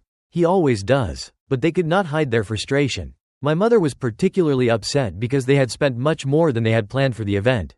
I knew they were beginning to realize they had made a mistake, but they still would not accept it. Meanwhile, Liam seemed dejected, for the first time in his life. However, that did not mean my brother had learned his lesson. In the days that followed, I heard him talking to my parents about getting more money to reorganize. He said that all he needed was another investment to relaunch his business. My parents, as always, were willing to listen. I, on the other hand, could not believe how quickly they were falling back into their routine of saving him. That is when I decided it was time to finish what I had started. If Liam was going to try to raise his business again, I would make sure he did not succeed. For this, I needed to be more careful and strategic. My goal was not only to ruin his second chance but also to expose my parents and Liam as the irresponsible and selfish people they were. I started by investigating further into the supplement company and its history. I found detailed information about some of the dubious ingredients they used, as well as statements from former clients who had had health problems. This gave me an idea. If Liam's products were unsafe, why not involve someone who could really investigate it? Using another fake account, I sent an anonymous email to a local health agency, detailing the problems with the company and suggesting they inspect the products being used in my area. Although I did not know if they would respond, I thought it was worth a try. While I waited, I started working on the second part of my plan. Liam had started promoting his business on social media again, trying to attract customers. I decided to intervene there as well. Using my fake accounts, I left comments on his posts, warning people about the company's legal problems and the risks of the products. At first, Liam simply deleted the comments, but as more people started seeing them and asking questions, he started to lose control. One of the most satisfying moments was when I saw someone tag a lawyer's account that specialized in class action lawsuits. Although I did not know if anything would come of it, the mere fact that someone suggested it was enough to make Liam nervous. A few days later, the situation worsened for him. The health agency responded to the email I sent and conducted a surprise inspection at the gym where Liam was storing the products. According to what I heard from my parents, they found multiple irregularities in the labels and ingredients. Liam received a significant fine and was prohibited from continuing to sell until he corrected the problems. My mother was devastated, and my father began to question whether they should continue supporting him financially. For me, it was a small triumph. However, it was still not enough. I wanted them to feel what it was like to lose something important. Like I had lost my inheritance. I decided that the only way to do that was to attack where it hurt them the most, their reputation. My next move was riskier. I knew that Liam had been using my parents' money to finance his business and cover other personal expenses. What they did not know was that he had also been using that money to continue gambling online. Despite having promised to quit, I discovered this because one day he forgot to log out of his account on my laptop, which I had borrowed weeks earlier. Reviewing his history, I found multiple transactions to betting sites. It was a bomb waiting to explode. I printed screenshots of the transactions and kept them in a safe place. Then, I created a fake email account and sent them anonymously to several members of our community, including some close friends of my parents. My message was clear. Liam's financial problems are no coincidence. He is using money that does not belong to him to gamble. Be careful with him. I knew that this would not only affect Liam but also my parents, who had always defended his behavior. The effect was immediate. Within days, rumors began to circulate about Liam's gambling. Some of my parents' friends even asked them directly if it was true. My parents, embarrassed, tried to deny it, but it was obvious that they were losing control of the narrative.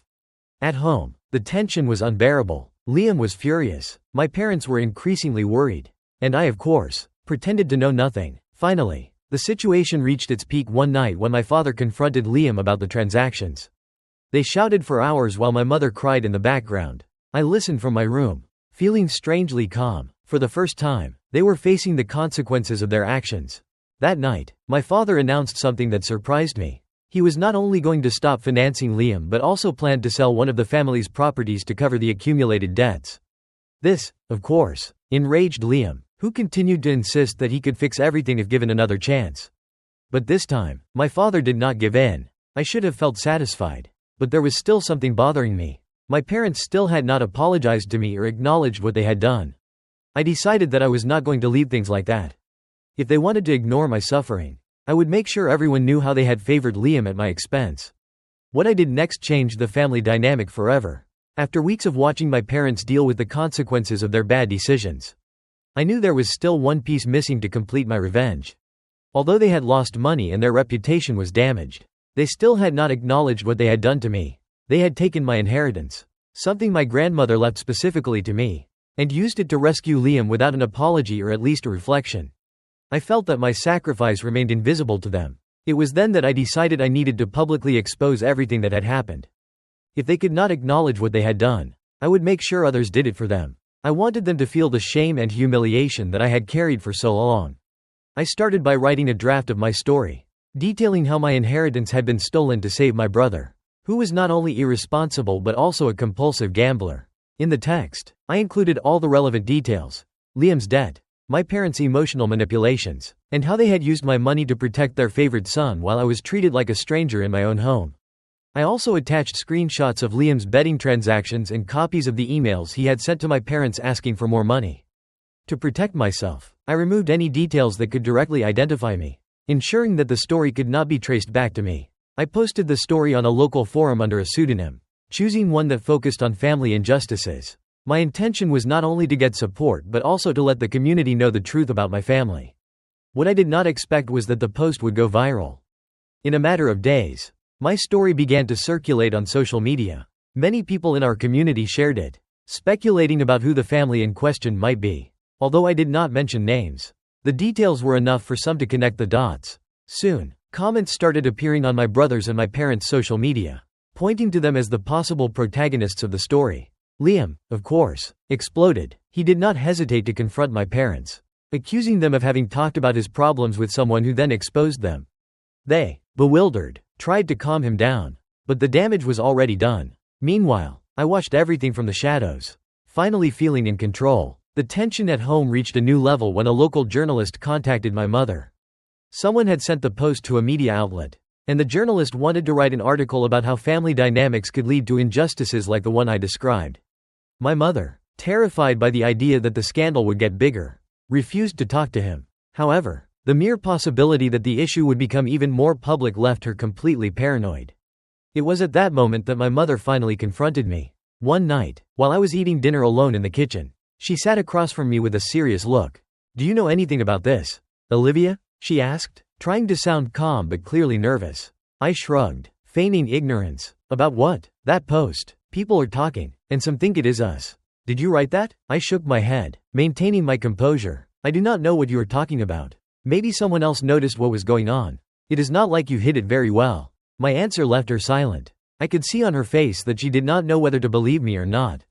But she had no proof to accuse me directly. Finally, she sighed and left the room. I knew I had planted a seed of doubt in her mind.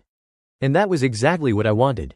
The situation deteriorated rapidly after that. My parents, worried about the impact on their reputation, began to avoid their closest friends. Liam, on the other hand, was more furious than ever. One night, while I was in my room, I heard him yelling at my parents.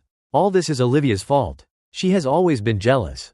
I am sure she was the one who wrote that post. My father tried to calm him down, but my mother said nothing. I knew that deep down she also suspected me. Despite that, neither of them dared to confront me directly again. Finally, the final blow came. A few days later, someone shared on social media the evidence of the failed health agency inspections, directly linking Liam's products to the legal problems of the supplying company. This caused many people who had been involved in the business to start demanding refunds and even threatened to sue. My parents, desperate, tried to intervene, but by then it was too late. Liam had to definitively close his business, leaving my parents with a considerable debt from the loans they had taken to finance it. Shame and frustration consumed them, and for the first time, they began to seriously discuss their decisions and their favoritism. I watched from a distance without saying a word, but feeling finally vindicated. After the collapse of Liam's business, it seemed that the storm at home had finally reached its peak. My parents were facing the financial consequences of their bad decisions, and Liam, for the first time in his life, did not have unconditional support. Despite everything, no one had had the courage to apologize to me. It was as if, even in ruin, they still could not accept that what they had done was wrong. I knew the time had come for the final move. A few days after Liam's business officially closed, my parents called a family meeting in the living room. I knew something serious was coming because, unlike other times, both of them seemed exhausted and without arguments. It was clear they had been arguing before I arrived. Liam, on the other hand, was sitting on the sofa with his arms crossed, looking at me resentfully. Olivia, my mother began, in a tone of voice that was trying to be kind. We know things have not been easy lately. I rolled my eyes internally. They always started with these empty phrases before justifying something inexcusable. We have been talking, and we think it is time to put all this behind us. We are a family, and the most important thing is that we work together to overcome these problems. It was incredible. Despite everything that had happened, they still expected me to simply forget what happened, as if it were nothing. Before I could respond, my father intervened. We know we have made mistakes. And well, we want to assure you that we are going to fix things. But for that, we need everyone to cooperate. Cooperate. That word made me boil inside. It always meant that I would have to make some further sacrifice while they continued to protect Liam. I decided I was no longer going to remain silent. Fix things? I said with a bitter smile. How? With more money that I do not have? Or maybe with another lesson on how my sacrifice is for the good of the family? My words took them by surprise. It was rare for me to speak so firmly. But I was tired of being the obedient daughter. My mother tried to calm me down. That is not it. Olivia, we just want things to go back to normal. I laughed, a bitter laugh that resonated in the room. Normal? What normal? The normal where Liam does what he wants, and I pay the consequences? Because if that is what you expect, you can forget it. The silence in the room was deafening. Liam looked at me with a mixture of anger and shame. He knew that what I was saying was true, but he had nothing to defend himself with. Finally, my father sighed, visibly frustrated. So what do you want? Olivia, what do you expect us to do? There it was, the question I had been waiting for. It was my opportunity to make them understand the damage they had caused. I want you to admit that what you did was wrong. That you admit that you stole something that was mine. Something my grandmother left me, to cover Liam's mistakes. And I want you to understand that if you continue on this path, you will not only lose money, but also me. My mother opened her mouth to protest, but I stopped her. No, Mom, I do not want to hear excuses. Everything you have done since I received that inheritance has been to justify the unjustifiable. You not only took my money but also made me feel like I did not matter. And now, when everything has collapsed, you expect me to cooperate? But I am not going to do it. That night, I made it clear that I was not willing to continue being part of their toxic dynamic. It was the first time my parents had no response. Not because they agreed with me but because they finally understood that they no longer had control. In the days that followed, I began to plan my final exit. I contacted my university to apply for additional scholarships and talked to friends to look for housing options away from home. I knew I could not depend on my parents. But I also knew I no longer needed their help. I had learned to fend for myself. Finally, the day came when I left home. There were no big goodbyes or tears. My parents were too ashamed to say anything. And Liam did not even bother to come downstairs to see me off. For me, that silence was enough. It was their way of acknowledging, even if implicitly, that they had failed. Before leaving, I left a letter on the dining room table. I did not expect them to read it immediately, but I knew they eventually would. In the letter, I explained everything. How I felt when they forced me to give up my inheritance.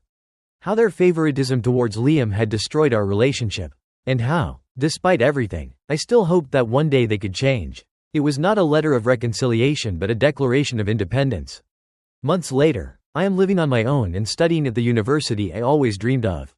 I found support in friends and professors. And although my life is not perfect, I finally feel that I am in control. My parents tried to contact me several times, but I have not responded. I need time to heal before deciding if I want to include them in my life again. And Liam? I heard he got a mediocre job and continues to struggle with his money problems. But that is no longer my concern. My only focus now is my future. One that I am building for myself. My revenge was not just about exposing them, but about proving that I do not need them.